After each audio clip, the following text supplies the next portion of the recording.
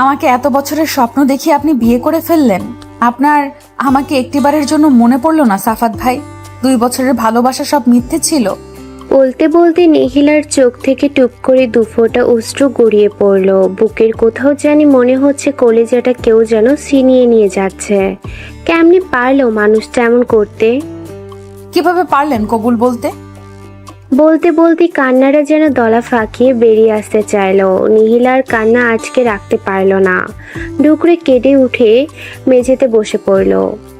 রেহিনা বেগম মেয়ের এমন পাগলামি দেখে দৌড়ে এসে মেয়েকে জড়িয়ে ধরতেই নিহিলা মাকে জড়িয়ে ধরে সাফাতের দিকে আঙ্গুল তাক করলো। মা, সাফাত ভাই আমার বিশ্বাস ভেঙেছে। উনি তো এতটাও খারাপ না। মা, আমার সাথেই কেন এমন হয় বলতে পারো? আমার কাছের মানুষরাই কেন আমার জীবন থেকে হারিয়ে যায়? আমি কি এতটাই অভাগা? নিহিলার কথা শুনে সাফাত মাথা তুলে তাকালো। অপরাধ বোধে তাকে ঘিরে ধরেছে। মেয়েটার কান্না সে সহ্য করতে কেন পারছে না? সে তো ভালোবাসেনি, শুধুই নাটক করেছিল। তবু আজ কেন এত খারাপ লাগছে? নিহিলার দিকে বেশিক্ষণ তাকিয়ে থাকতে পারল না সে, মাথা নিচু করে ফেলল। রেহেনা বেগমের মেয়ের এমন আচরণ দেখে নিজের চোখ গড়িয়ে পানি পড়তে লাগলো। ড্রয়িং রুমে সবাই নিশ্চুপ হয়ে নিহিলার দিকেই তাকিয়ে রইল। হাসি খুশি নিহিলার এমন পাগলামি কেউ বিশ্বাস করতে পারছে না। নিহিলাকে নিয়ে রেহেনা বেগম রুমে চলে যেতেই ড্রয়িং রুমে থাকা ঘরের প্রতিটা সদস্যের দৃষ্টি দরজায় দাঁড়িয়ে থাকা সদ্য নবদম্পতির দিকে পড়ল। সোফাতে আমান শেখ বাড়ির কর্তা মাথায় হাত দিয়ে বসেছিল।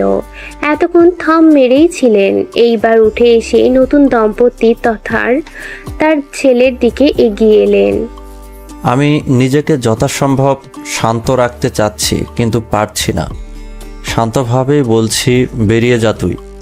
এ ঘরে তোর আর জায়গা হবে না। বাবা, এমন করতে পারো না বাবা। আমান শেখ ছেলের সামনে বরাবর এসেই তার গালে সজোরে থাপ্পড় বসিয়ে দিল।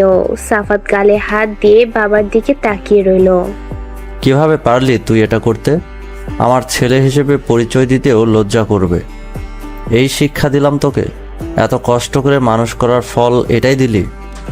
বলতে বলতে তিনি কেঁপে উঠলেন। বোঝাই যাচ্ছে রাগ সংবরণ করার চেষ্টায় আছেন তিনি, কিন্তু পারছেন না। নববধূ আমান শেখের কথার ধরন দেখে কেঁপে উঠল। সে অপরাধী দৃষ্টিতে তার স্বামী নামক ব্যক্তিটির দিকে একবার তাকিয়ে চোখ নামিয়ে নিল। সাফাত দমে গেল না। বাবাকে বোঝানোর জন্য এগিয়ে আসতেই আমান শেখ 2 কদম পিছিয়ে গেল। খবরদার, তোর ওই মুখে আমাকে বাবা ডাকবি না, বেরিয়ে যা। সাফাত আবার কিছু বলতে নিবে, তখনই আমান শেখ টেবিল থেকে ছুরি হাতে নিয়ে তেড়ে এলো। আরেকবার কিছু বলবি তো আমি শেষ হব। এই বাড়ির দরজা আজ থেকে তোর জন্য বন্ধ। আর এই মেয়েটা নীলিহার কথা তোর একবারও মনে পড়লো না? কথা রাখতে না পারলে স্বপ্ন কেন দেখিয়েছিলি? আমার সামনে থেকে বেরিয়ে যা। আমার কথা চিন্তা করে ওকে বের করিও না। বিয়ে করে এসেছি, হোক না আরেকজন। তবুও বিয়ের মতো একটা পবিত্র বন্ধনে আবদ্ধ হয়ে তো ওরা বাড়িতে এসেছে। এইভাবে মুখ ফিরিয়ে নিও না। বিশ্বাসঘাতক ওরা হতে পারে, কিন্তু আমরা নই। বড় বাবা, আমার এই কথাটা রাখো। বলে নিহিলা সিঁড়ি বেয়ে কয়েক ধাপ এগিয়ে এলো।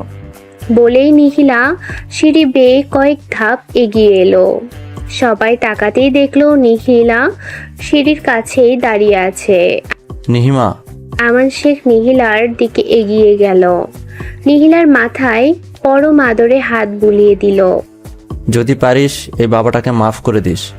ছোটবেলা থেকে তুই আমার চোখের মণি, কিন্তু দেখ, সবচেয়ে প্রিয় মেয়ে হয়েও তোরে আমি কষ্ট থেকে আগলে রাখতে পারিনি। দেখবি তুই অনেক সুখী হবি মা। আর কোনো অসৎ মানুষের ছায়া যেন তোর জীবনে না পড়ে। শেষ কথাটা আমান শেখ নিজের ছেলেকে ইঙ্গিত করে বলল। নিহিলার চোখ মুছে মলিন হাসল। তাই যেন হয়। বলেই আবারও সিঁড়ি বেয়ে উঠে গেল। রুমে গিয়েই নিহিলা দরজা বন্ধ করার আওয়াজ সবার কানে ভেসে এলো, কিন্তু আমান শেখের আদেশে কেউ এগিয়ে গেল না। মেয়েটা একটু বোকা থাকুক, মেয়েটি একটু একা থাকুক, নিজের কষ্টগুলো কমাক। আমান শেখ সাফাত আর মিলির দিকে এগিয়ে এলো। বাকি সবাই চুপ, কারণ এই বাড়িতে আমান শেখ যা বলবে তাই হবে। কিন্তু তা বলে এটা না যে সাফাতের কার্যকলাপে সবাই রাজি। এই মেয়ে, তোমার লজ্জা নেই? কেমনে পেরেছো এই অসভ্য কাজটা করতে? আমার ছেলে না হয় অসভ্য, তুমি কিভাবে পারলে নিজের পরিবার ছাড়া এভাবে বিয়ে করতে? পরিবারের কি হবে সেটা একবারও ভাবলে না? বলেই তিনি সাফাতের দিকে তাকালেন। শুধুমাত্র নীলিহার জন্যই তোদের এই বাড়িতে জায়গা হয়েছে, মনে রাখবি। আজকের পর থেকে তুই আমার কাছ থেকে আর কোনো সাহায্য পাবি না। বাবা, অদ্ভুত না, যার বিশ্বাস ভঙ্গ করেছিলে সেই তোমাদের থাকার জায়গা করে দিল।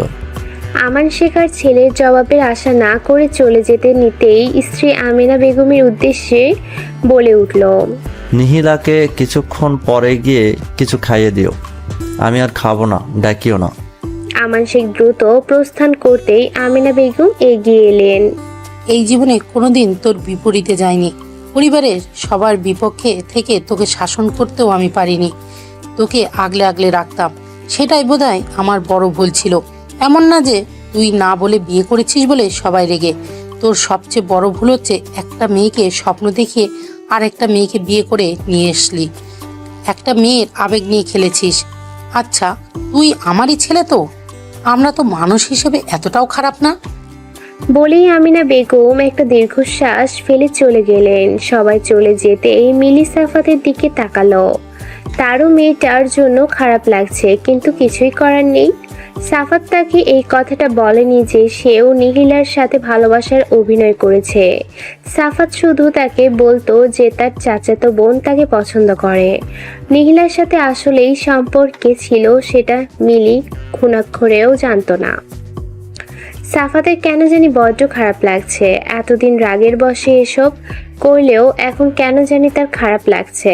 নিহিলার চোখের পানিতে তার কেন কষ্ট হচ্ছে? সে তো ভালোবাসেনি নিহিলাকে। তবে কেন এমন করছে? কেন এমন লাগছে? সে কি বেশি করে ফেলছে? এই বাড়িতে আমান শেখ সব ছেলে মেয়েদের দিক থেকে নিহিলাকে একটু বেশিই ভালোবাসে, এমনকি নিজের ছেলে সাফাতের থেকেও। ছোটবেলায় নিহিলার 4 বছর হওয়ার আগে থেকেই সাফাতি ছিল পরিবারের প্রিয় পাত্র। কিন্তু নিহিলার বাবা মারা যাওয়ার পরে থেকে, তখন নিহিলার বয়স 4 বছর, তখন থেকে নিহিলাকেই সবাই বেশি ভালোবাসে, এমনকি আমান শেখও। সাফাতের এখনো মনে পড়ে ওর সবচেয়ে প্রিয় একটা গাড়ি ছিল। সেটা ওর এতই প্রিয় ছিল যে সে সেটা আলমারিতে তুলে রাখতো, খেলতোও না, শুধুমাত্র পুরানো হয়ে যাবে তাই। কিন্তু নিখিলা এসে সেটারই বায়না ধরতেই আমান শেখ দিয়ে দিল।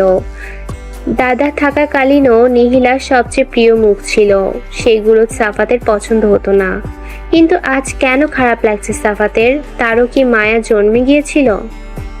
নিহিলা রুমে এসে মেঝেতে হাঁটু মুড়ে বসে কান্নায় ভেঙে পড়ল। তার সাথে কেন এমনটা হয়? কতই না স্বপ্ন দেখিয়েছিল মানুষটা, তবে এসব কি কিছুই না? একটা মানুষ এতগুলো দিন কিভাবে ঠকাতে পারে? আচ্ছা, সাফাত ভাই কি তাকে একটুও ভালোবাসতো না? অন্তত এতগুলো দিনে একটু কি মায়া বসেনি? কেমনে পারলো মানুষটা?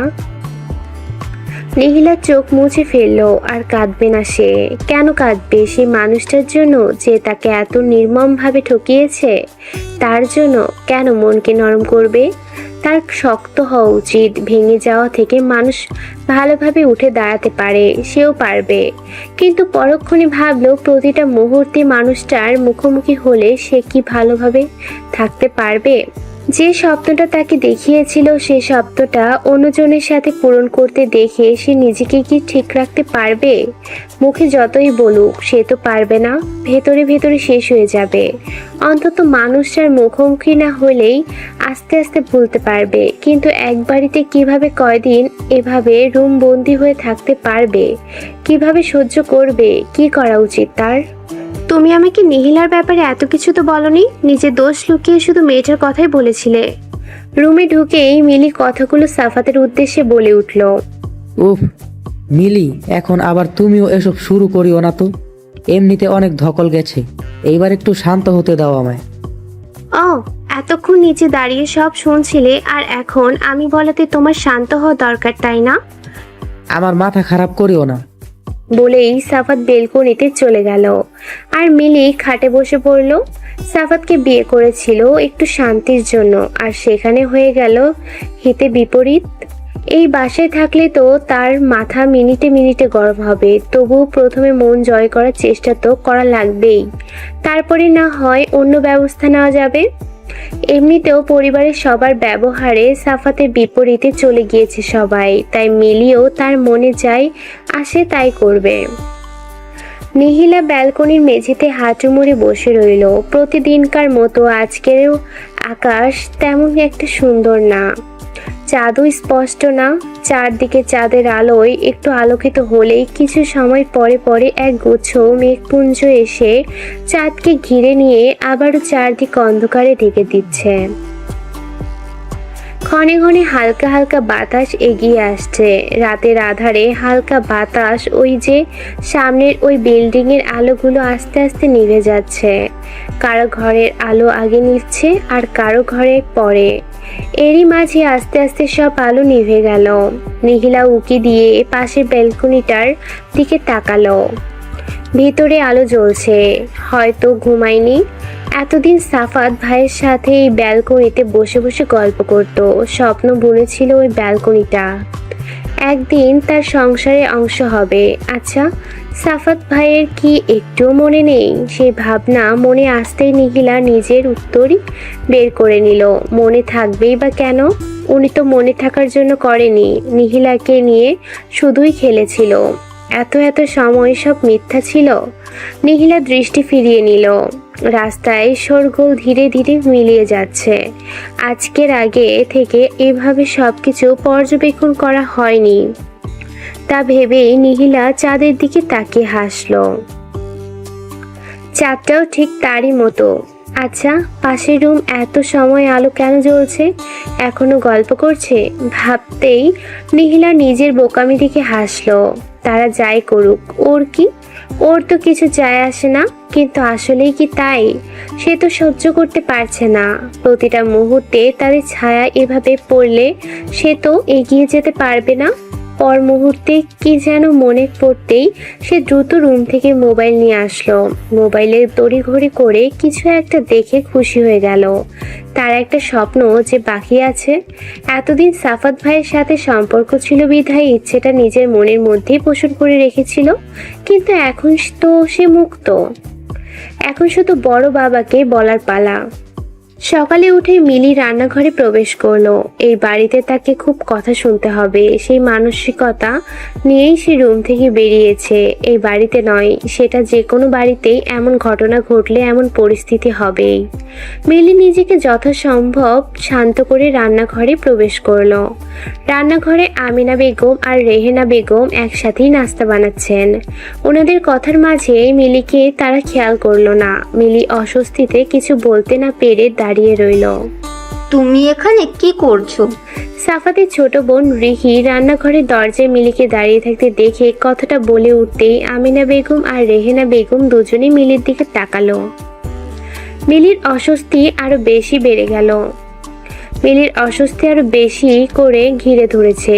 সে হাসার চেষ্টা করে বলে উঠল, আসলে ভাবলাম মা আর চাচিকে একটু কাজে সাহায্য করি, তাই আসলাম। রিহি মিলির কথার জবাব দিবে তার আগেই আমিনা বেগম মিলির উদ্দেশ্যে থমথমে গলায় বলে উঠল, এত ভালো বউ হওয়ার অভিনয় করতে হবে না, নিজের পরিবারের কথাটাও ভাবলে না। সেই মেয়ে কেমন বউ হবে সেটা ভালোভাবেই বুঝতে পারছি। শাশুড়ির কথায় মিলি চুপসে গেল। মিলির মুখের দিকে তাকিয়ে আমিনা বেগম নিজেকে শান্ত করলেন। এসেছো যখন তোমাদের নাস্তাগুলো নিয়ে যাও। কিছুক্ষণের মধ্যেই সাফাতের বাবা নাস্তা করতে আসবেন। উনি নাস্তা শেষ করে অনেকক্ষণ পত্রিকা পড়বেন, ততক্ষণ তোমরা উপোস থাকতে পারবে না। ওনার সামনে পড়ার দরকার নেই, একেবারে নাস্তা নিয়ে রুমে চলে যাও। উনি বের হয়ে গেলেই রুম থেকে বের হয়েও। বলে রেহেনা বেগমের দিকে তাকিয়ে বলে উঠল, রেহেনা, ওকে নাস্তার প্লেটগুলো দিয়ে দে, সাফাতের বাবা চলে আসবে। জি আপা। বলে রেহেনা বেগম নাস্তার দুটো প্লেট মিলির হাতে ধরিয়ে দিতে মিলি প্লেটগুলোর দিকে তাকালো। তার আত্মসম্মানে লাগছে কথাগুলো, কিন্তু কিছুই করার নেই। কাজ যখন করেছে ফল ভোগ করতেই হবে। সে তো প্রস্তুতি নিয়েই এসেছিল, তবুও এত খারাপ লাগছে কেন? কি হলো? দাঁড়িয়ে না থেকে দ্রুত রুমে যাও। সাফাতের বাবা চলে আসলে কথা আরো শুনবে। আরো কথা শোনার ইচ্ছা হলে দাঁড়িয়ে থাকো, আমাদের সমস্যা নেই। বলেই আমিনা বেগম কাজে লেগে পড়লো। মিলি প্লেটগুলো নিয়ে উপরে রুমে আসার আগে আরেকটা রুমে চোখ পড়লো। যখন উপরে এসেছে তখনই এই রুমের দরজা বন্ধ ছিল, আর এখনো বোধহয় এটাই নিহিলা। মেয়েটার রুমে প্লেটগুলো নিয়ে ঢোকার আগে মিলি নিজেকে প্রস্তুত করে নিল। সে রুমে ঢুকেই বসে পড়ল। সাফাত সবেমাত্র ওয়াশরুম থেকে বেরিয়ে মুখ মুছছিল। মিলিকে ওইভাবে বসে পড়তে দেখে ব্রু কুঁচকে তাকালো। কি হয়েছে? মিলি চুপ রইল। তার চুপ থাকাতে সাফাত এগিয়ে এলো। এই মিলি, কি হয়েছে? নিচে কেউ কিছু বলেছে তোমাকে? আসলে কথাটা বললে তোমার হয়তো খারাপ লাগবে। মিলির কথা শুনেই সাফাত তাচ্ছিল্য হাসলো। খারাপ লাগা? আর কিছু খারাপ লাগার বাকি আছে নাকি, সেটাই ভাবলো সে। বলো। আমি রান্নাঘরে গিয়েছিলাম তোমার মাকে কিছু সাহায্য করব বলে, কিন্তু উনি আর তোমার ওই চাচি আমাকে অপমান করে বের করে দিয়েছে। এই প্লেটগুলো এমনভাবে দিয়েছে মনে হয়েছে কোনো মানুষকে দেয়নি, এগুলো পশুর জন্যই দেওয়া। মিলির কথা শুনে সাফাত বেরিয়ে যেতে গেলে মিলি পথ আটকে দিল। এখন তুমি গিয়ে কিছু বললে আবার কথা উঠবে, আর কয়েকদিন সময় নাও তুমি। আমান শেখ চা শেষ করেই নিহিলা এসেছে কিনা জিজ্ঞেস করে আজ উপরে চলে গেল। এই প্রথম তিনি চা শেষ করে পত্রিকা না পড়েই চলে গিয়েছে। ওনাকে উপরে নিহিলার রুমের দিকে যেতে দেখে আমিনা বেগম ছোট যা রেহেনা বেগমের দিকে তাকালো। উনি তো নিহিলা রিহির রুমে কোনোদিনও যায়নি। নিহিলার রিহি বসেই ছিল। মূলত রিহি নিহিলাকে এটা ওটা বলে হাসাচ্ছে। ওদের সামনে ভিডিওতে কেউ একজনও চেষ্টা করছে নিহিলার মন ভালো করতে। নিহিলাও ওদের কথায় সায় জানাচ্ছে। তখনই রুমের বাইরে থেকে দরজার ঠোকা পড়ল। নিহিলার রিহি অপরের দিকে তাকালো। তাদের রুমে আসলে কেউ তো ঠোকা দেয় না, কিন্তু পরবর্তীতে আসবে কথাটি শুনতেই তারা দুজনেই দাঁড়িয়ে পড়ল। বড় বাবা, তাও বা এই রুমে কেমনে সম্ভব, সেটাই ভাবছে তারা। রিহিলাও অবাকের চরম পর্যায়ে। নিহিলা ভেতরে আসতে সম্মতি দিতেই আমান শেখ ভেতরে এসে খাটের একপাশে বসলো। নিহিলাকেও বসতে বললেও সে দাঁড়িয়েই রইল। তারা একে অপরের দিকে বারবার তাকাচ্ছে। আমান শেখ আবারও বসতে ইশারা করতেই ওরা বসে পড়ল। তিনি দু মেয়ের মাথায় হাত বুলিয়ে দিল। দেখতে দেখতে কত বড় হয়ে গেল আমার পরি দুটো, ভাবতেই পারছি না। নিহিলা রিহি দুজনেই আজকে অবাকের পরে অবাক হচ্ছে। তারা চোখ তুলে বটগাছ নামক ছায়াটির দিকে তাকালো। ওনার চোখ দেখে নিহিলা বুঝতে পারল ওনাকে অপরাধ বোধে ঘিরে ধরেছে। তিনি যে এই মেয়ে দুটোকে কতটা ভালোবাসে তা ওনার চোখ দেখলেই যে কেউ বলে দিতে পারবে। কিন্তু ছোটবেলা থেকে ব্যবসার দিকে মন দিতে গিয়ে একটা দূরত্ব সৃষ্টি হয়েছে। সেই বাধার কারণে দেয়াল তৈরি হয়েছে, যে দেয়ালটি টপকিয়ে মেয়েদের কাছে আসতে পারেন না। তোমার কোনো ইচ্ছা আছে মা? নিহিলার পর মুহূর্তে বিষয়টি মনে পড়তেই সে তাকাতেই আমান শেখ তার ভাষা বুঝে নিল। আজ রাতের ডিনার একসাথেই করব, তখন বলিও, তোমার সব ইচ্ছে পূরণ করব। বলেই তিনি উঠে চলে যেতে নিতেই নিহিলার ডাকে থেমে গেল। সে এক দুঃসাহসের কাজ করে বসলো। গিয়ে আমান শেখকে জড়িয়ে ধরতেই রিহিও দৌড়ে বাবার কাছে এগিয়ে গেল। রিহিলার মনে হচ্ছে এত এই বটগাছ নামক মানুষটির সাথে ভয়ের দেয়ালটা ভেঙে গিয়েছে। এত শান্তির জায়গা। আমান শেখ প্রথমে কিছু সময় স্তব্ধ ছিল, পর মুহূর্তে নিজেকে সামলে মেয়ে দুটোকে দু হাতে আগলে নিল। অবশেষে তাদের সম্পর্কের এই সংকোচ কাটল হয়তো। দরজা ধাক্কানোর শব্দে নিহিলার ঘুমের ব্যাঘাত ঘুরতেই সে বিরক্তিতে চোখ মুখ কুঁচকে নিল। চোখ খুলতেই নিজেকে ব্যালকনির মেঝেতে আবিষ্কার করলো। তাড়াতাড়ি মোবাইল হাতে নিতেই দেখলো দুপুর 2টা বাজে। সকালে বড় বাবা বের হতেই সে বেলকনিতে নিজের ফুল গাছগুলোর পাশে এসে বসেছিল। আজ নতুন 2টা গোলাপ ফুটেছে, একটা কাঠগোলাপের কলি এসেছে, পাশেই নয়নতারাগুলো ঝাঁকে ঝাঁকে ফুটে আছে। গোলাপ গাছটা তাকে সাফাত ভাই দিয়েছিল, ভেবেছিল ভালোবেসে দিয়েছে হয়তো, তাই নিহিলা আজ অনেকগুলো দিন ধরে যত্ন করে যাচ্ছিল। এতগুলো দিন পরে আজ ফুল ফুটলো, কিন্তু তার কেন জানি তেমন খুশি লাগছে না। তবুও নিজের মনকে ভুলানোর তবু নিজের মনকে ভোলানোর জন্য দেয়ালে মাথা হেলিয়ে ফুলগুলো ছুঁয়ে ছুঁয়ে স্মৃতিস্মরণ করতে করতে কখন যে চোখগুলো লেগে এসেছে বুঝে উঠতে পারেনি। দ্বিতীয়বার দরজা ধাক্কানোর শব্দে নিহিলা নিজেকে পরিপাটি করে রুমে এগিয়ে আসলো। দরজা খুলতেই মাকে দেখে নিহিলা ফিরে গেল। আসো মা। কই ছিলিস? দিন দুপুরে দরজা বন্ধ করে আছিস কেন? ও একটু ঘুমিয়েছিলাম। বলে নিহিলা আলমারির দিকে এগিয়ে গেল। তুই তো এই সময় কোনোদিনও ঘুমাস না।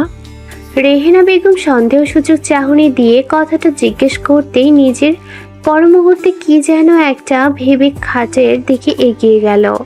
মায়ের কথা শুনে নিহিলা নিজেও ভাবলো তার তো এই সময় ঘুমানোর অভ্যেস কোনো কালেই ছিল না। দুপুর সময় বাড়ির সবাই রেস্ট করলেও সে শুধু ঘুরঘুর করত। তার ধারণা অনুযায়ী ঘুম হচ্ছে শুধুই রাতের জন্য, দিনের বেলা কিসের ঘুম? অথচ আজ নিজেই এমন সময় ঘুমালো। এখন তো প্রায় যায় মা, তুমি হয়তো রান্নায় ব্যস্ত থাকো তাই জানো না। জানো এখন ঘুমটাও অনেক ভারী হয়ে গেছে। এই যে তুমি একবার ডাকলে শুনতেই পেলাম না।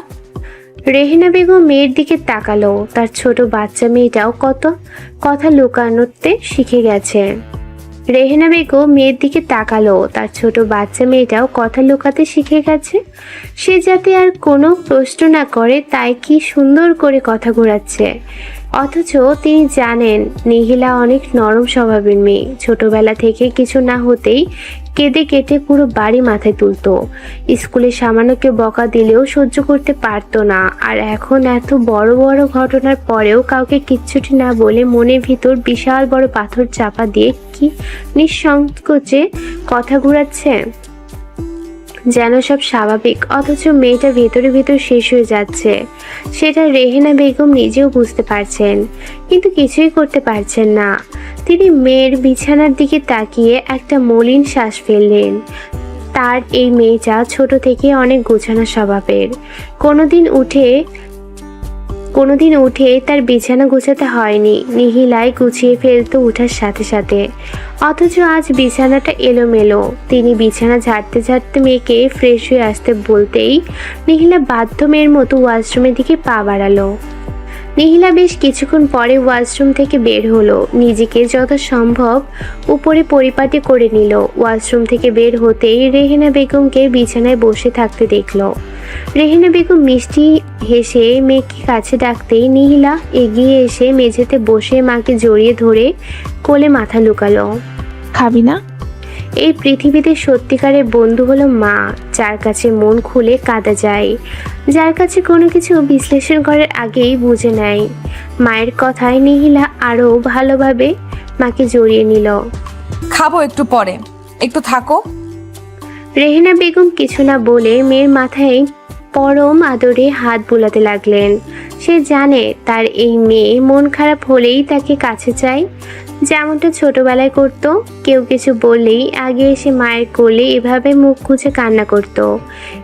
এরপর কান্না করে হালকা হয়েই সব বলতো। অথচ এইবার এত বড় কষ্ট পেয়েও মেয়ে তার কাছে আসলো না, শুধুমাত্র মা কষ্ট পাবে বলে। সেটা রেহেনা বেগম বুঝতে পেরেছেন। তার মেয়েটা যখন থেকে বুঝতে শিখেছে একটু আধটু, তখন থেকেই মায়ের কাছে এসে আর কষ্টগুলো বলে না, কিন্তু আনন্দগুলো ঠিকই সবার আগে মাকে এসে বলবে। রেহেনা বেগম একটা দীর্ঘশ্বাস ফেললেন। তার মেয়েটা এত বুঝদার, মায়ের কষ্ট হবে ভেবে নিজের কষ্টগুলো আড়ালে ঢেকে রাখে, যাতে তার মা কষ্ট যেন দুঃখ না পায়। মায়ের কষ্ট হবে ভেবে নিজের কষ্টগুলো আড়ালে ঢেকে রাখে, যাতে তার কষ্টে মা যেন দুঃখ না পায়। নিহিলার চোখ বেয়ে অশ্রু নির্গত হলো। কাঁদবে না করেও তার কান্না চলে আসে। সে বুঝতে পারলো এই বাসাতে তার আর থাকা হবে না। এই বাড়িতে থাকলে প্রতি পদে পদে তার অতীতের স্মৃতিগুলো হানা দিবে, যেটা সে সহ্য করতে পারবে না, যেটার ফলে নিজের জীবনকে সে গুছিয়ে তুলতে পারবে না। রেহেনা বেগম মেয়ের চোখের পানি দেখে মেয়ের মুখ তুলে পানিটুকু মুছে দিল। কাঁদে না মা, নিজেকে এমন ভাবে তৈরি করবি যাতে কেউ সহজে কাঁদাতে না পারে। এইটার মাধ্যমে মনে কর আল্লাহ তোর জন্য ভালো কিছু রেখেছে। শুকরিয়া আদায় করে এই ভেবে যে এমন বদ ছায়া থেকে আল্লাহ তোরে আগে আগে সরিয়ে দিয়েছে, সতর্ক করে দিয়েছে। যেটা হয়েছে ভালোর জন্য হয়েছে। মাঝে মাঝে হোঁচট খাওয়া ভালো, জানি অনেক কষ্টকর, কিন্তু এই হোঁচট খেয়েই মানুষ ভালোভাবে বাঁচতে পারে। যেমনটা এই ঘটনার পরে তুইও মানুষ চিনতে শিখেছিস। ওপরে মানুষ ভালো দেখালেও প্রকৃতপক্ষে ভেতরের মুখোশটা যে ভিন্ন, সেটা তো বুঝতে শিখেছিস। জীবনে চলতে গেলে এমন হাজারো কিছু হবে, কিছু কিছু স্মৃতি মাথা থেকে সরিয়ে দেওয়া উচিত। না হয় জীবনে চলা কঠিন। সামনে যে এখনো তোর সম্পূর্ণ জীবন রয়ে গেছে। আমি জানি আমার মেয়ে সব ভুলে জীবনকে গুছিয়ে নিয়ে সামনে এগিয়ে যেতে পারবে। নিহিলা মাকে আরো গভীর করে জড়িয়ে ধরলো। এই মানুষটা তার মন ভালো করা ওষুধ। এত সুন্দর করে কেমন বোঝাতে পারে। সে চায় তার এই মানুষটা কোনোদিন কষ্ট না পাক, অথচ সেই মানুষটার কপালেই প্রিয় মানুষটা নেই। এমন কেন হয়? মা, একটা জিনিস চাইবো, দিবে? আমি যদি তোমার থেকে দূরে গিয়ে থাকতে চাই, দিবে? কি বলছিস? মানে? বলতে বলতে থেমে গেল। কিছু একটা বুঝতে পেরে তার চেহারা মলিন হয়ে গেল। তিনি নিহিলার দিকে তাকাতেই তার কান্নারত চোখ দেখে কিছু বলতে নিতেই নিহিলা থামিয়ে দিল। প্লিজ মা, আজকে বড় বাবাকে এই কথাটাই বলবো। জানি তোমার অনেক কষ্ট হবে। এখানে আমি আমার স্বার্থ চাচ্ছি, কিন্তু দেখো, আমি এই বাড়িতে থাকলে তুমিও ভালো থাকবে না। আমি ভালো থাকলে তুমিও ভালো থাকবে। আমার সাথে তুমি অতপ্রতভাবে জড়িয়ে আছো। না, এটা হতে পারে না। দরকার হলে তোর বড় আব্বুকে বলে তোকে নিয়ে আমি অনেক দূর অন্য বাড়িতে উঠবো, তবু তোকে আমি ছাড়বো না। মা, এত বছর বড় বাবা আমাকে দেখেছে, তোমাকে নিজের বোনের মতো করে আগলে রেখেছে। উনি তো আমাদের পর ভাবেনি। তবে তুমি যদি অন্য জায়গায় চলে যাও, ওনারাই বেশি কষ্ট পাবেন। অন্যজনের কষ্টের ফল ওনারা কেন পাবেন? তাহলে হোস্টেলে? হোস্টেলে থাকলে যে কোনো সময় এই বাড়িতে আমার আসতেই হবে, কিন্তু আমি কয়েক বছর একেবারে সব ভুলে নতুনভাবেই শুরু করে আসব। এইরকম আসলে আমার কোনো কষ্ট হবে না। তখন কিন্তু ভুলে গিয়ে আবারও কয়েক মাস পরে পরে যদি আসি, তবে আমি আরো ভেঙে পড়ব, ভালো থাকতে পারবো না মা। রেহেনা বেগম মেয়ের দিকে তাকালেন। মেয়ের একটা কথাও ভুল মনে হলো না তার। নিজের জন্য কেন মেয়ের জীবনকে বঞ্চিত করবেন, সেটা ভেবেই তিনি মেয়েকে কাছে টেনে নিলেন। বড় বাবা। নিহিলা খেতে খেতে আমান শেখের দিকে তাকিয়ে অনেকক্ষণ যাবৎ নিজের সাথে যুদ্ধ করে ডাক দিল। আমান শেখ নিহিলার কথা শুনে উঠে দাঁড়াতে গিয়েই থেমে গেল। বাকিরা উৎসুক চোখে নিহিলার দিকে তাকিয়ে আছে, কারণ এ বাড়িতে একটা নিয়ম আছে যে খাওয়ার সময় কোনো কথা বলতে নেই। এটা মূলত নিয়ম না, কিন্তু আমান শেখের খাওয়ার সময় কথা বলা পছন্দ না বিধায় সবাই চুপচাপ খাওয়া শেষ করে। একটা টু শব্দও হয় না। তাই তো এতক্ষণ নিহিলা নিজের সাথে যুদ্ধ করে প্লেটের ভাতগুলো নাড়াচাড়া করছে। আর নিহিলা জানে তার কথাটা বলতে হলে এইখানেই বলতে হবে সাহস সঞ্চয় করে, কারণ আমান শেখ খাওয়ার পরপরই রুমে চলে যান। হ্যাঁ বলো। নিহিলা নিজেকে যথাসম্ভব শান্ত রাখার চেষ্টা করলো। কিছু বলতে চাইছো, নির্দ্বিধায় বলে ফেলো। আমি যদি এমন কিছু চাই যেটা তোমাদের পছন্দ না, সেটা কি মেনে নিবা? নিহিলার কথায় আমান শেখ হাসলো। এতক্ষণ গম্ভীর করে কথা বলছি, তাই বলার সাহস পাচ্ছে না তো? এইবার বলো দেখি। আমি বাইরে গিয়ে পড়তে চাই। নিহিলার কথায় বাকিরা স্তব্ধ হয়ে রইল। আমান শেখ বেশ স্বাভাবিক আছেন, মনে হচ্ছে তিনি আগে থেকে জানতেন নিহিলা এমন কোনো সিদ্ধান্ত নিবে। কোথায়? তুমি কি পারবে? বাকিরা আমান শেখের দিকে অবিশ্বাস্য নজরে তাকালো। তারা বিশ্বাস করতে পারছে না যে নিহিলা বলল আর আমান শেখ স্বাভাবিকভাবে রাজিও হয়ে যাচ্ছেন।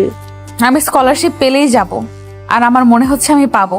এতে খরচও অনেক বেঁচে যাবে, আর আমি পারবোই বাবা। কোথায়? তুমি কি পারবে?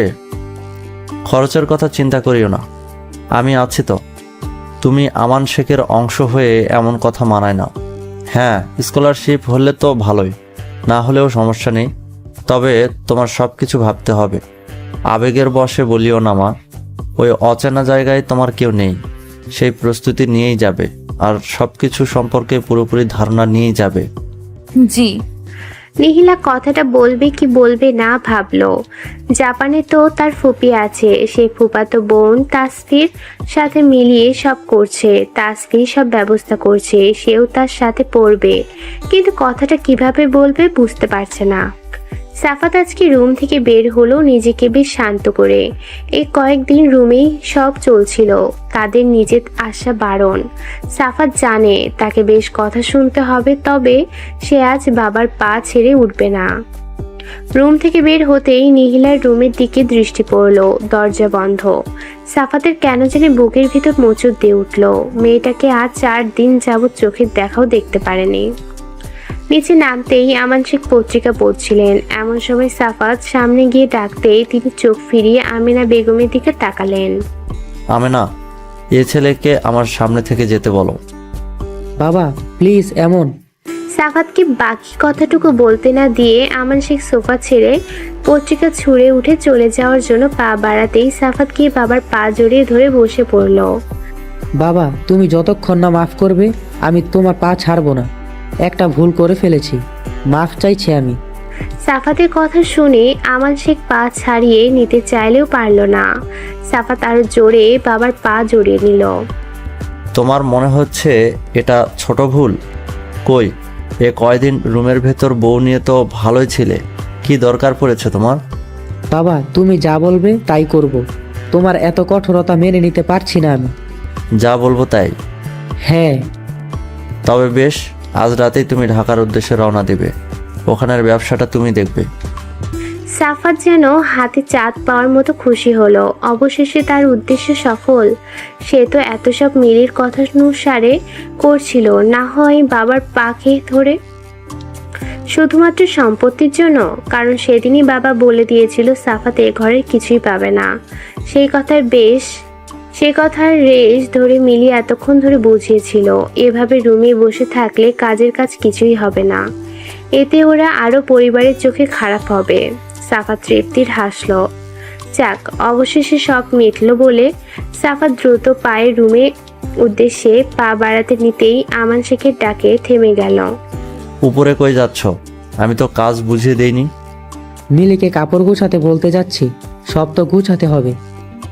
সাফাতের কথায় আমান শেখ হাসলো, যেন তিনি ছেলে সব বুঝে ফেললেন। এত সহজে তো হবে না। কিন্তু মিলি তো না, তুমি একাই যাবে। আর হ্যাঁ, অফিসের ফোনেই সব করবে, এই কাজটা গুরুত্বপূর্ণ। দিনে একবার বাড়ির ফোনে কল করবে, শুধু 5 মিনিট। আমি চাই না কারোর পাল্লায় পড়ে আমার কাজটা তুমি হেলাফেলা করে করো।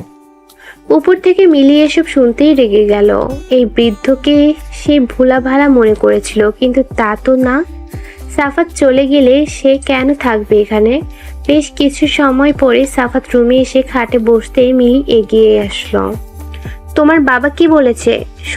কি বলেছে? সব তো শুনতেই পেয়েছো, আবার জিজ্ঞেস করছো কেন? শুনতে পেয়েছি মানে? সাফাত মিলির দিকে তাকিয়ে তাচ্ছিল্য হাসলো।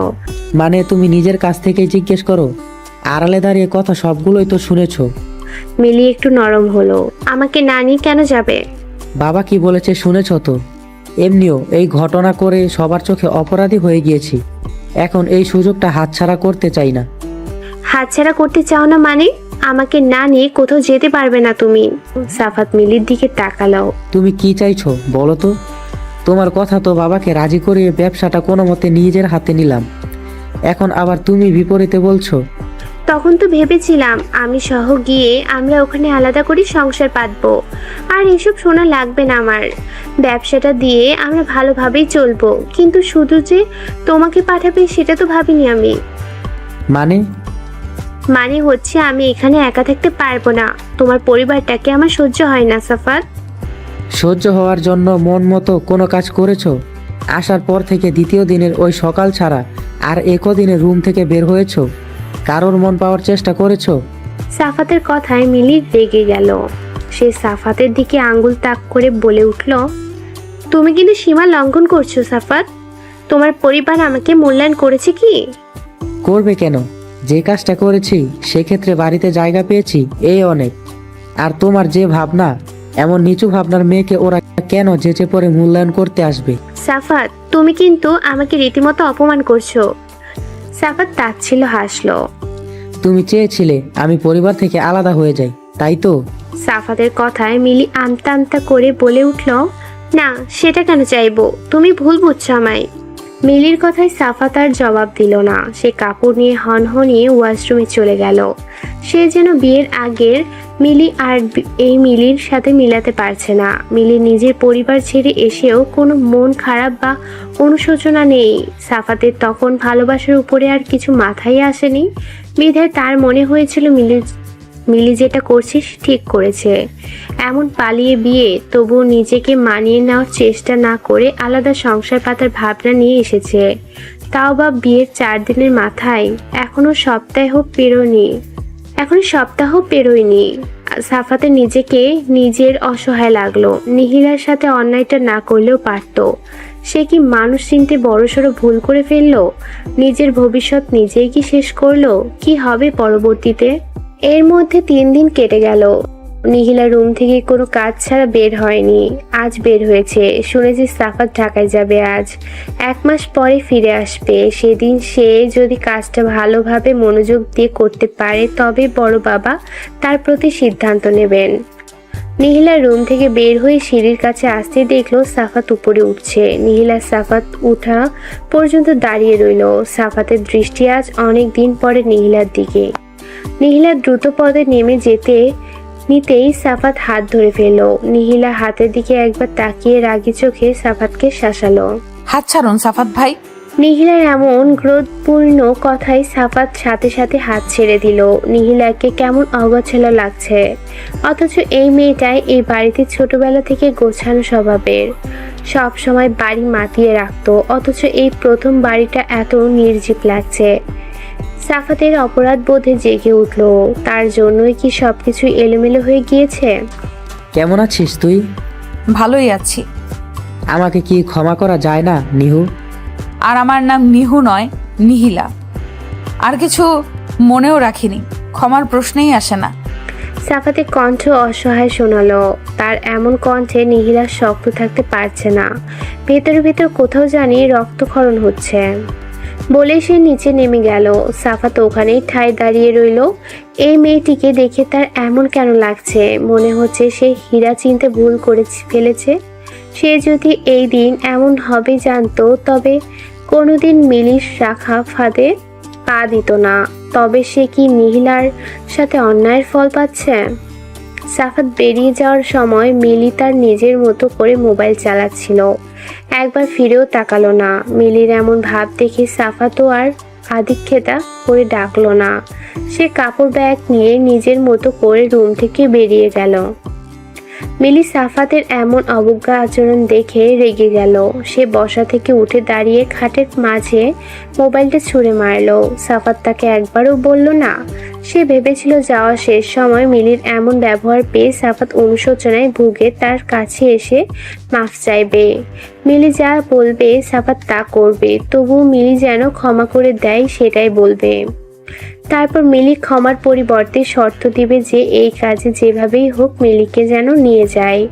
তারপর সাফাত আমান শেখের কাছে গিয়ে বাবার বিরুদ্ধে গিয়ে অনেক জোরাজোরি করে মিলিকে সহ নিয়ে যাবে। কিন্তু কিছুই হলো না। সাফাত উল্টো তার রাগও ভাঙানোর চেষ্টা করলো না। মিলির এখন নিজেকে নিজেরই বোকা মনে হচ্ছে। কেন সকালে রাগের মাথায় ওইসব বলে দিতে গেল? সকালে যদি ওইভাবে এসব না বলতো তাহলে এখন পরিস্থিতিটা এমন হতো না। মিলির এখন কান্না পাচ্ছে। সে এখানে একা কিভাবে থাকবে?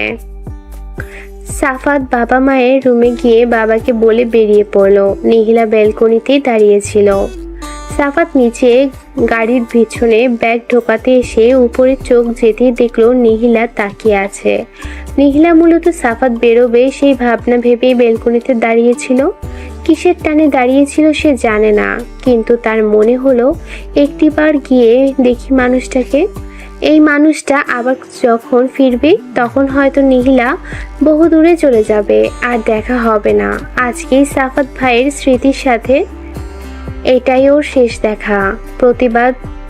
প্রতিবার সাফাত ভাই যখনই বাইরে এভাবে ব্যবসার জন্য যেত, ততবারই নিহিলা মেইন দরজা অবধি এগিয়ে দিয়ে দৌড়ে রুমে এসে এইভাবে বেলকনি দিয়ে বিদায় জানাতো। আজও তার ইচ্ছে হলো, কিন্তু সব ইচ্ছে কি আর পূরণ হয়? সাফাত নিহিলার দিকে তাকিয়ে হাসার চেষ্টা করলো, অথচ এখন তার স্ত্রী এভাবে তাকে বিদায় দেওয়ার কথা ছিল, কিন্তু সে করলো না তো। অথচ সাফাত যাকে অবজ্ঞা করেছে সেই দাঁড়িয়েছে। সাফাতের অন্যবারের কথাগুলো মনে পড়ে গেল। প্রতিবার এভাবেই নিহিলা বেলকুনিতে দাঁড়িয়ে হাসি মুখ করে বলতো, নিজের খেয়াল রাখবেন সাফাত ভাই, আমার জন্য আসার সময় কিছু নিয়ে আসবেন, খালি হাতে ঢুকতে দিব না। এতদিন অপেক্ষার ফল হিসেবে নিশ্চয়ই কোনো উপহার আনবেন, খাবার ঠিক মতো খাবেন। সাফাত হাসলো, এখন এসব অতীত। মেয়েটা আর এভাবে কোনোদিন বলবে না। কেন নিজের দোষে এমন রত্নকে সে হারিয়ে ফেলল? অথচ এই বিয়ে দিয়েই তার চেয়ে মুক্তি পেতে চেয়েছিল সাফাত। তবে বিয়ে করেও কেন শান্তি পাচ্ছে না? কেন মেয়েটার মায়া ভুলতে পারছে না সে? সাফাত নিজের ভাবনা দেখেই তাচ্ছিল হাসলো। সে ভাবনা থেকে বেরিয়ে উপরে আবারও তাকাতে দেখলো নিহিলা নেই। সে রুমের ভিতরে চলে গিয়েছে। সাফাতের খারাপ লাগলো। এই প্রথম মেয়েটি এত চুপ ছিল। এমনভাবে তো নিহিলাকে মানায় না। মন থেকে একটা চিৎকার ভেসে এলো, যেন সাফাতকে বলছে, এসব কিছুর জন্য তুই নিজেই দায়ী সাফাত। একটা হাসি খুশি চঞ্চল মেয়েকে কেমন নির্জীব বানিয়ে দিয়েছিস, এর ফল উপরওয়ালা তোকে দিবে। কথাটা ভাবনাতে আসতেই তার নিজে আফসোসে ঘিরে ধরলো। নিজের প্রতি ঘৃণা জন্মাতে শুরু করলো। এতটা খারাপ কিভাবে হলো সে? সাফাত গাড়ি ছেড়ে দিতেই নিহিলা রুম থেকে বেরিয়ে এলো। সাফাতের গাড়িটা যতক্ষণ মিলিয়ে যায়নি ততক্ষণ তাকিয়েই রইলো। আগের বারের কথাটা বারবার মনে পড়ছে। কেন এমন হলো? কেন এমন লাগছে তার? জীবনের একটা পর্যায়ে এসে ভালোভাবে উপলব্ধি করা যায় কারোর উপর অতিরিক্ত আশা রাখা উচিত না। যে মানুষটা তত বেশি আশা রাখে সে মানুষটা তত বেশি কষ্ট পায়। বেশিরভাগ মানুষ সব থেকে বেশি আশাহত হয় তার প্রিয় মানুষটার কাছ থেকে, কারণ সবাই প্রিয় মানুষটার উপরেই বেশি আশা রাখে। মনে মনে তারা যা ভেবে রাখে তার বিপরীতটাই পেয়ে থাকে, এতে কষ্টও বেশি পায়। প্রিয় মানুষটার উপর আশা রাখা দোষের কিছু না, আশা রাখা স্বাভাবিক, কিন্তু অতিরিক্ত আশা রাখা দোষের। যেমনটা নিহিলার বেলায় হয়েছে, সে সাফাতের উপর অতিরিক্ত আশা রেখে ফেলেছিল, যার ফলে বিপরীতটাই হয়ে কষ্ট পাচ্ছে। সূর্যের তীক্ষ্ণ রশ্মি চোখে পড়তে নিহিলা চোখ মুখ কুঁচকে দিল। বিরক্তিতে চক্রান্ত শব্দ করে কপাল কুঁচকে তাকাতেই দেখলো কেউ একজন জানালার পর্দা সরিয়ে দিয়েছে। নিহিলা রিহি ভেবে বিরক্তির সূচক চেহারা করে ফেলল। রিহির বাচ্চা, পর্দা লাগা বলে সে পাশ ফিরে লেপ টেনে আবারও চোখ বন্ধ করে ঘুমানোর চেষ্টা করলো। ঘুম আসবে না যেন আবার ঘুমানোর ভান ধরছিস কেন? মায়ের কথা শুনে নিহিলা চোখ মুখ খিচে উঠে বসলো। সে এতক্ষণ ভেবেছিল রিহি তার সাথে মজা করছে, তাই রেগে কথাটা বলেছিল। তাহলে ভাঙলে কেন মা? রেহেনা বেগম মেয়ের কথা শুনে মেয়ের কাছে এগিয়ে কপালে হাত ছুঁলো। কি হয়েছে মা? সেটা তো তুই বলতে পারবি। তুই তো এত বেলা অবধি কোনোদিন উঠিসনি। এখনো কিসের বেলা? বলতে বলতে নিহিলা ঘড়ির দিকে চোখ পড়তেই নিজেও বোকা বনে গেল। এত বেলা অবধি ঘুমালাম? রেহেনা বেগম মেয়ের কাছে এগিয়ে এলেন। রাতে ঘুমাসনি তাই না? নিহিলা মায়ের কথায় তাড়াহুড়ো করে বিছানা থেকে নেমে কাপড় নেওয়ার জন্য ছুটলো। কি যে বলো না মা, রাতে ঘুমাবো না কেন? রেহেনা বেগম মেয়েকে আর খাটালেন না। তিনি জানেন মেয়ে তার কথা ঘুরাচ্ছে। রেহেনা বেগম মেয়েকে আর ঘাটালেন না। তিনি জানেন মেয়ে তার কথা ঘুরাচ্ছে। রেহেনা বেগম মেয়েকে আর ঘাটালেন না। তিনি জানেন মেয়ে তার কথা ঘুরাচ্ছে, কিন্তু এই কথাটা লম্বা করতে তারও ইচ্ছে হলো না। তাই আর কিছু জিজ্ঞেস করলেন না। তার মাঝে মাঝে খারাপ লাগে, বুকটা খালি খালি লাগে নিহিলার জন্য। তার কি মেয়ে কি হয়ে গিয়েছে সেটা ভেবে খারাপ লাগাটা কাজ করে। তার মেয়ের দিকে ধ্যান দেওয়া উচিত ছিল। নিজেকে ব্যর্থ মা হিসেবে মনে হচ্ছে। আফসোস বোধে ঘিরে ধরেছে। আগে যদি মেয়ের খবরাখবর নিত তবে আজ পরিস্থিতিটা এতটা বাজে হতো না। সময় চলে যায় নিজস্ব গতিতে। যেটাই হোক না কেন, সময় কারোর জন্য থেমে থাকে না। নিজের মতোই বহমান। নীলার যাওয়ার সবকিছুই ঠিকঠাক। দেখতে দেখতে যাওয়ার সময়টাও ঘনিয়ে এসেছে। এই তো আজকে রাতটাই তার শেষ রাত। শেষ রাত বলতে আজকে সাফাত ভাইয়ের সবকিছুর শেষ। বোধহয় পরের বার যখন আসবে তখন এই স্মৃতিটা নিয়ে নিজের উপরেই হাসাহাসি করবে নীলা। দিনগুলো খুব তাড়াতাড়ি যেন চলে গিয়েছে। সাফাতের অনুপস্থিতিতে নীলা যাওয়ার আগে দিনগুলো নিজের বাড়িতেই ভালোভাবে কাটাতে পারল। কিন্তু আসলেই কি ভালোভাবে কাটিয়েছে? রাত হলেই সব তিক্ত স্মৃতি হানা দেয়। এ কদিন ঘুমটাও পরিপূর্ণ হয়নি।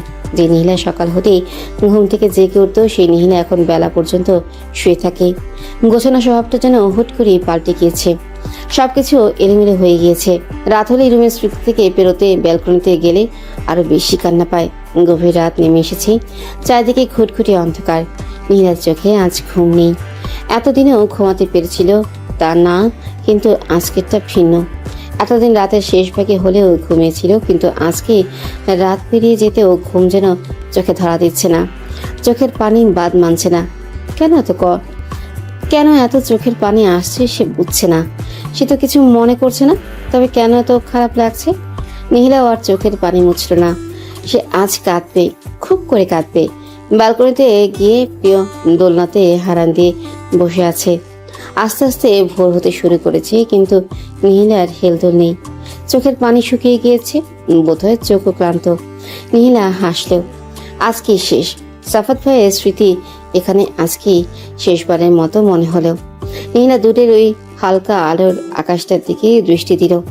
এক দৃষ্টিতে তাকিয়ে থাকার কারণে দৃষ্টি ঝাপসা হয়ে আসছে, তবু সে ফেরালো না। সে আপন মনেই বিড়বিড়িয়ে উঠল, সাফাত ভাই কেন করলেন এমন? খুব কি ক্ষতি হতো? খুব কি ক্ষতি হয়ে যেত যদি আপনি আমাকে সত্যিকারের ভালোবাসতেন? একটু মনেও পড়ছে না আমাকে? আমার সুন্দর জীবনটাকে কেন এত বিশ্রী একটা অতীত হয়ে গেলেন সাফাত ভাই? নিজের মানুষ ভেবেছিলাম আপনাকে।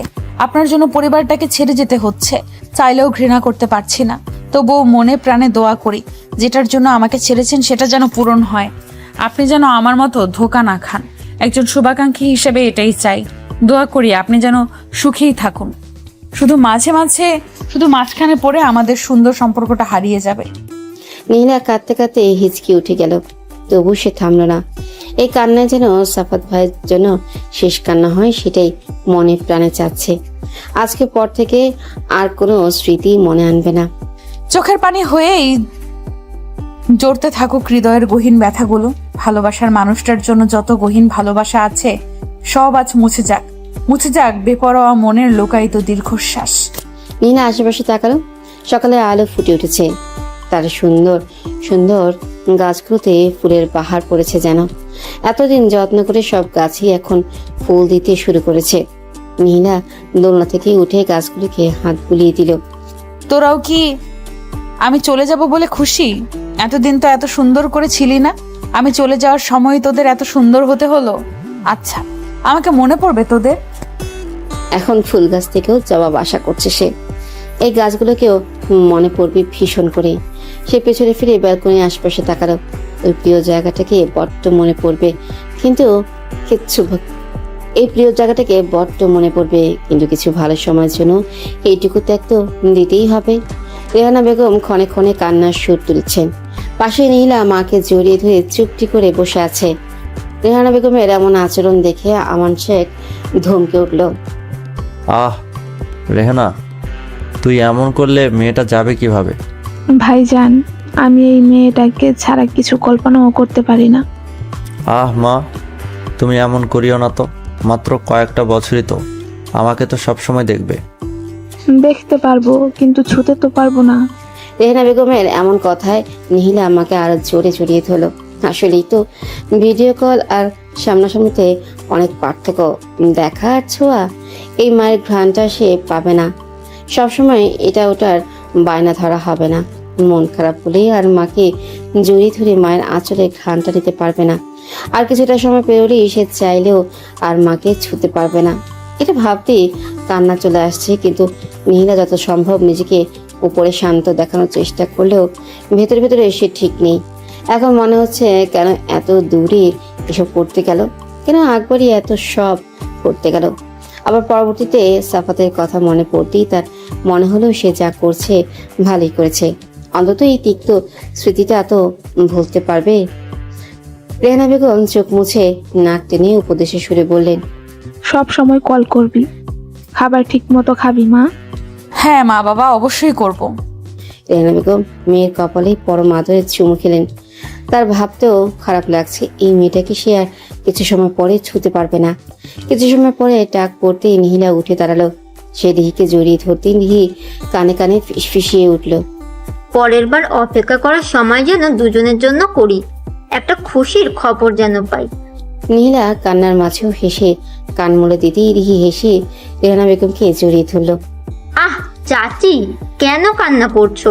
তোমার মেয়ে ওখানে কি যে খুশি থাকবে দেখবে, দুদিন পরে আমাদের কথাই মনে পড়বে না। রিহির কথায় রেহানা বেগম অভিমানিক চোখে নিহিলার দিকে তাকালো। সত্যি কি মনে পড়বে না? রেহানা বেগমের কথা শুনে রিহি নিহি দুজনেই হেসে দিল। তার মাঝে কত অবস্থা কিছু কিছু কর্মকাণ্ডে বোঝা যায়। হ্যাঁ মা, অবশ্যই করব। মা, রিহি তো মজা করে বলছে, আর তা তুমি বিশ্বাস করে নিচ্ছ? রেহানা বেগম আবারও মেয়েকে কাছে টেনে নিতেই ডাক ভেসে আসতেই আমান শেখ তাড়া দিল। নিহি আমান শেখের কাছে গিয়ে জড়িয়ে ধরতেই তিনি মাথায় হাত বুলিয়ে দিলেন। নিজের খেয়াল রাখবে মা, যে কোনো পরিস্থিতিতে নিজেকে শান্ত রাখবে। নিজেকে দুর্বল দেখালে মানুষ আরও ভেঙে গুড়িয়ে দিতে পছন্দ করে, তাই নিজের দুর্বলতা একদম প্রকাশ করবে না। ভালো থেকো মা। নিহি হ্যাঁবোধক মাথা নাড়তেই চোখ থেকে দুফোঁটা অশ্রু গড়িয়ে পড়ল। আমান শেখ পানিটুকু মুছে আদেশের সুরে বলে উঠল, একদম পানি নয়, এটা তো ভুলেও দেখাবে না। বলি তিনি তারা দিতেই নিহি আরেকবার রেহানা বেগমকে জড়িয়ে ধরে হাঁটা ধরল। উপরে মনিটর থেকে শেষবারের মতো আওয়াজ আসলো, বোর্ডিং আওয়ার শেষ। যাত্রীদেরকে উদ্দেশ্য করে স্পিকারে বলছে। নিহা সবাইকে সালাম দিয়ে হাঁটা ধরল। যাওয়ার সময় মুখ থেকে কান্নার জন্য আর কোনো কথাই বেরোলো না। এতক্ষণ উপরে শক্ত দেখালো, এখন আর পারছে না। কান্নারা যেন গলার মাঝে আটকে আসছে। নীলা হাঁটতে হাঁটতে পেছনে ফিরে অস্বচ্ছ কাচের দরজা দিয়ে মাকে দেখল। রেহানা বেগম ঝাপসা চোখে নিহিলাকে হাত নাড়িয়ে বিদায় জানাচ্ছে। তাকে রিহি জড়িয়ে ধরে আছে। কাজ দিয়ে ঝাপসা দৃশ্যটুকু নিজের মনের কুঠুরির মাঝে আবদ্ধ করে নিল নিহিলা। যতটুকু পরিবারকে দেখা গেলেও নিহিলা বারবার পেছনে ফিরে তাকিয়ে রইল। শেষবার তাকাতেই দেখলো আমান শেখ পেছনে ফিরে গিয়েছে। নিহিলার মনে হলো বড় বাবা কাঁদছে, কিন্তু তিনি কেন কাঁদবেন? তার কথাটা বিশ্বাস করতে ইচ্ছে হলো না। এরপর চোখ মুছে পা বাড়ালো নতুন জীবনের সন্ধানে। প্লেনটা বিশাল ঝাঁকুনি দিয়ে ওড়া শুরু করলো। প্লেন যত উপরে উঠছে নিহিলার মনে তত বিষণ্ণতা নেমে আসছে। এই তো পরিবারটাকে ছেড়ে যাচ্ছে, এখন চাইলেও আর মায়ের কাছে ছুটে যেতে পারবে না। তার এখন ইচ্ছে করছে গিয়ে মাকে জড়িয়ে ধরতে, যাতে একটু ভয়টা কমে, কিন্তু তা তো আর সম্ভব না। এতদিন নিজের মনকে সবার সামনে শক্ত করে দেখালেও এখন আর পারছে না। আশ্চর্য, তার এমন কেন লাগছে? তার ইচ্ছে করছে নিচে অপেক্ষারত মানুষদেরকে গিয়ে জড়িয়ে ধরতে। ইচ্ছে করছে দৌড়ে প্লেন থেকে নেমে গিয়ে মানুষগুলোকে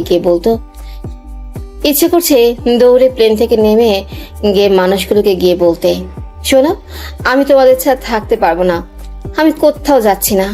রেহানা চোখ মুখ বন্ধ করে রইল। তার এমন অদ্ভুত অদ্ভুত ভাবনা কেন আসছে? যা হচ্ছে তার জন্যই তো হচ্ছে। পাড়ি জমানো এক ভিন দেশে নিহিলা, যেখানে তার একটা ফুপি ছাড়া আর কেউ নেই। তিনিও এখানকার স্থানীয়, তাও ভিডিও কলেই কয়েকবার কথা হয়েছিল। আর এক ভাইকে সে চোখের দেখাও দেখেনি। ফুপির সাথে এবারই প্রথম দেখা হবে। ফুপি পালিয়ে বিয়ে করে এখানে এসেছিল বিধায় আমান শেখের সাথে কোনো যোগাযোগ নেই। শুনেছি ফুপির নাকি এই 2 ছেলে আরেক মেয়ে। তার কাজিনদের সাথেও তেমন ভাব নেই, শুধু অরিন ছাড়া। প্রথমটা নিহিলা 4 বছরের বড়, ভুলক্রমেও ছবিও দেখেনি নিহিলা। আর পরের 2জন যমজ, তারা নিহিলারই একই বয়সী। এদের মধ্যে শুধু মেয়েটার মানে অরিনের সাথে কয়েকবার ভিডিও কলে কথা হয়েছিল বিধায় একটু স্বস্তি বোধ হচ্ছে। তা খুব অল্প সময়ে। এখন দেশের বাইরে আসবে বলেছে, তখন থেকে একটু আলাপ হয়েছে অরিনের সাথে, যার ফলে একটু ভাব আছে।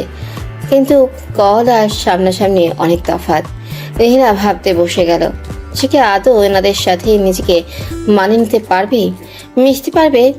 আমান শেখ তার বউয়ের নামও সেই বাড়িতে শুনতে চায় না। তাই নিহিলা আগ বাড়িয়ে বলতে পারল না যে তার ফুপির সাথেই সে থাকবে। নিহিলা প্লেনের জানালা দিয়ে উঁকি দিল, কিছু দেখা যাচ্ছে না। মায়ের জন্য বড্ড মন পড়ছে। ইরিহি, বড় বাবা, চাচি, এই মানুষগুলোকে আর দেখবে আরো কতদিন পর। সে কি আদৌ পারবে এমন অচেনা একটা জায়গায় নিজেকে মানিয়ে নিতে? কিভাবে থাকবে? আওয়াজ আর ঝাঁকুনি অনুভব হতেই চোখ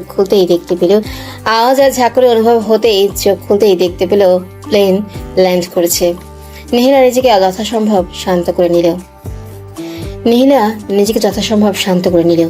একে একে সবাইকে নামতেই সেও সবার দেখা দেখি নেমে পড়ল। জাপান, স্বপ্নের দেশ তার। এই প্রথমবারের মতো দেশটার মাটিতে পা পড়ল তার। মনের ভেতরে ভেতরে উৎফুল্ল হচ্ছে, কিন্তু বড় করে চারিদিকে তাকিয়ে খুশিটা কেটে গিয়ে মনে ভয় বাসা বাঁধতে শুরু করলো। সবাই নেমে এক একজন এক এক দিকে ছড়িয়ে পড়ল। সবাই যার যার আত্মীয় স্বজনদের সাথে চলে যেতেই নিহিলা দাঁড়িয়ে রইল। তার মাথায় এলো ফুপির নিতে আসবে। সে আশেপাশে তাকে এত অচেনা মানুষের ভিড়ে নিজেকে আরো গুটিয়ে নিল। আচ্ছা, এখন যদি তার ফুপিটাকে নিতে না আসে, তবে সে কি করবে? সম্পূর্ণ একটা অচেনা দেশে। পরক্ষণে নিহিলা নিজেকে শান্ত করলো। এমন অলক্ষণের কথা সে কেন মাথায় আনছে? তিনি অবশ্যই নিতে আসবেন। নিহিলা নিজেকে শান্ত করে আরো এগিয়ে গেল। বাইরে প্রায় মানুষ যাত্রীদের উদ্দেশ্যে যার যার আত্মীয় স্বজনদের নাম নিয়ে দাঁড়িয়ে আছে। অনেকে আসার মানুষগুলোকে দেখে হাত বেরিয়ে হাসি মুখে এগিয়ে যাচ্ছে।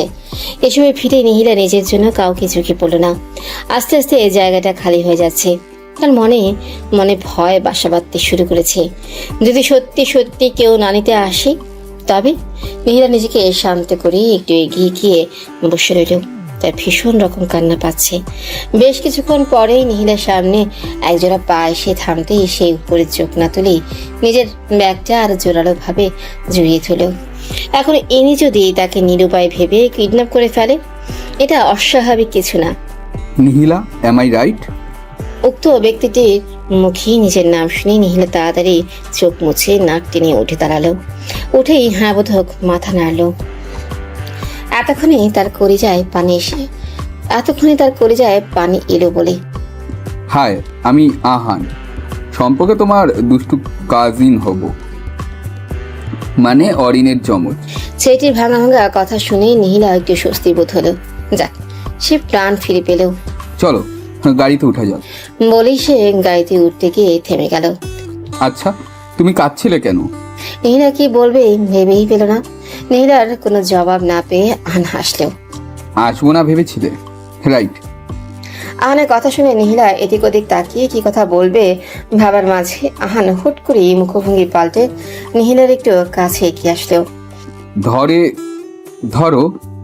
ধরো যদি এখন আমি তোমাকে বাসায় না নিয়ে গিয়ে অন্য কোথাও নিয়ে চলে যাই? আহানের কথা শুনে নিহিলা মাথা তুলে তাকালো। আহানের মুখভঙ্গি মুহূর্তের মধ্যেই যেন পাল্টে গেল। নিহিলা ভয় পেল। তার ভয়ার্ত চেহারা দেখে আহান হুট করেই জোরে হেসে দিল। মজা করছিলাম। আমি অন্যদের সাথে করলেও তোমার সাথে করব না। যদিও তুমি খুব সুন্দর, বাট আমার আম্মাজান আমাকে বিশ্বাস করে আনতে পাঠিয়েছে, সেই মর্যাদা তো রাখতেই হবে। আর তাছাড়া তুমি তো এখানকার নও, বাঙালি, সো এত বাড়াবাড়ি করবো না। নিহিলা আহানের দিকে তাকালো। ছেলেটাকে তেমন একটা সুবিধার মনে হচ্ছে না। ছেলেটা কি আসলে এত খারাপ? হ্যাঁ, নিহি, তুমি সিরিয়াসলি নিয়েছো। আচ্ছা যাক, উঠে পড়ো গাড়িতে। তোমাকে দিয়ে এসে আমি বেরোবো, আমার কাজ আছে। গাড়ি এসে থামলো এক সুন্দর বাড়ির সামনে। কি সুন্দর বাড়ি! এমন উন্নত দেশে একটা বাঙালি পরিবারের এমন সুন্দর বাড়ি। পরক্ষণই নিহিলা মনে আসলো বেশ কয়েক বছর ধরে ওনারা এখানে। বোধহয় সেই অনুসারে এমন দেশে এমন একটি বাড়ি অস্বাভাবিক কিছু না। নিহিলা শুনেছে ফুপার তেমন কেউ ছিল না, কিন্তু বাবা দেওয়া সম্পত্তি ছিল কিছু। ফুপিকে বিয়ে করে যখন বড় বাবারা ফুপিকে মেনে নেননি, তখন ফুপি ভেঙে পড়েছিল। ঠিক তখনই তার ফুপা দেশের সম্পত্তি সব বিক্রি করে দিয়ে এখানে চলে এসে সুখের সংসার করেছিল। এসব কিছু নিহিলাকে তার মা রেহানা বেগমই বলেছিলেন। তার মা আর বড় মা লুকিয়ে তার ফুপির সাথে যোগাযোগ রেখেছে। এসব কিছুই আজ থেকে অনেক বছর আগের কথা। এত বছরে এমন কয়েকটা বাড়ি করা স্বাভাবিক। নীলা নিজেই নিজের উত্তর বের করে ফেলল। নীলার এত সব ভাবনার মাঝে আহান নীলার ব্যাগগুলো নামিয়ে দিল। তুমি বাসায় যাও, আমার কাজ আছে, এসে অনেক আড্ডা হবে। বাই নিহিতা। বলেই আহান গাড়ি ফিরিয়ে চলে গেল। নীলা আহানের গাড়িটির দিকে তাকিয়ে ভাবলো, একটু ভদ্রতা দেখিয়ে ব্যাগগুলো নিয়েও দিল না। এখানে কি সবাই এমন? কই, নীলারা তো এমন নয়। তবে ছেলেটার মানুষের সাথে মেশার ক্ষমতা আছে বলতে হবে। নীলা একটা দীর্ঘশ্বাস ফেলেই ব্যাগগুলি কোনো মতে টেনে টেনে দরজার সামনে উপস্থিত হলো। দরজা খুলে দিল এক সুন্দরী মধ্যবয়স্ক মহিলা। নীলা শুরুতেই চিনে নিল। বেশ কয়েকবার মায়েদের সাথে ভিডিও কলে কথা বলার সময় নীলা দেখেছে এনাকে। তিনি দরজা খুলে নীলাকে টেনে নিল। আসসালামু আলাইকুম। নীলা নিজেকে গুটিয়ে নিল। এখন ভীষণ অস্বস্তি হচ্ছে। ওয়ালাইকুম আসসালাম মা, আসো আসো। বলতে বলতে তিনি নীলাকে জড়িয়ে নিলেন। আমার বিশ্বাসই হচ্ছে না এখনো। শেষ পর্যন্ত কত বছর পরে নিজের পরিবারের কাউকে কাছে পেলাম। কত বড় হয়ে গেছো, অথচ এত বছর পর কাছে পেলাম। তুমি আমার ভাইয়ের অস্তিত্ব মা, একদম ভাইয়ের মতো হয়েছো। কি মায়াবী, কেমন আছো? নীলা হাসার চেষ্টা করলো। তার ফুপির মতো এমন একজন কাছের মানুষের কাছ থেকে তুমি সম্বন্ধটা সম্বোধনটা ভালো লাগছে না। এই তো আলহামদুলিল্লাহ ভালো আছি ফুপি। আমাকে আপনি তুই সম্বোধন করতে পারেন। আচ্ছা ভাইজান কেমন আছেন? টিনা আহমেদ মলিন কণ্ঠে জিজ্ঞাসা করলেন। নীলা তাকালো। সে বুঝতে পারলো মানুষটি অনেক গভীর থেকে কথাটা বলেছে। এই তো ভালো আছেন। দেখছিস আমি কি পাগল, তোকে এখানে দাঁড় করিয়ে রেখেই কথা বলছি। বলেই তিনি দরজার বাহিরে উকি দিয়ে জিজ্ঞাসা দৃষ্টিতে নীলার দিকে তাকালো। আহান কই? পাজিটা তোকে বিরক্ত করেনি তো? আর ব্যাগগুলো তোকে দিয়েই আনিয়েছে। দেখছিস ছেলেটার কাজ কারবার। বলতে বলতেই তিনি কেউ একজনকে ডেকে নীলার ব্যাগগুলি উপরে রেখে আসতে বললেন। না না ফুপি, ব্যস্ত হবেন না। ভাইয়াটা আমাকে কোনো বিরক্ত করেনি। না ভাইয়া, আহান, তুই, রিহি, অরিন একই বয়সের। হয়তো ওখানে থাকলে আজকে তোদের মধ্যে অনেক সুন্দর একটা সম্পর্ক থাকতো। বলে ইরিনা আহমেদ এক দীর্ঘশ্বাস ফেলেন। আচ্ছা অনেক ক্লান্ত তুই, যা গিয়ে ফ্রেশ হয়ে নে মা, তারপর আমি খাবার দিয়ে আসবো। এরপর ঘুমিয়ে নিস। না না ফুপি, আমি ফ্রেশ হয়ে ঘুমাবো। এর আগে তোমার মোবাইলটা একটু দিবা, মা বড় বাবাকে একটা খবর দেওয়া লাগবে। আচ্ছা। বলেই তিনি নীলাকে রুমে নিয়ে গেলেন। ঘুম ভাঙলো জানালার কাছে কেউ একজনের পর্দা সরানোতে। নীলা চোখ মুখ কোচকে আবার শুতে নিতেই রিনা আহমেদ ডাক দিলেন। রুম অন্ধকার করে এতক্ষণ ঘুমালে চলে? এই সকালে এসেছিস, এখন দিন শেষ হয়ে যাচ্ছে। উপোস থেকে এতক্ষণ ঘুমিয়ে আছিস, ক্ষুধা লাগেনি? উঠে পড়, কিছু খেয়ে দরকার হলে আবার শুইস। নীলার এক মুহূর্তের জন্য মনে হলো সে তার বাড়িতে ছিল।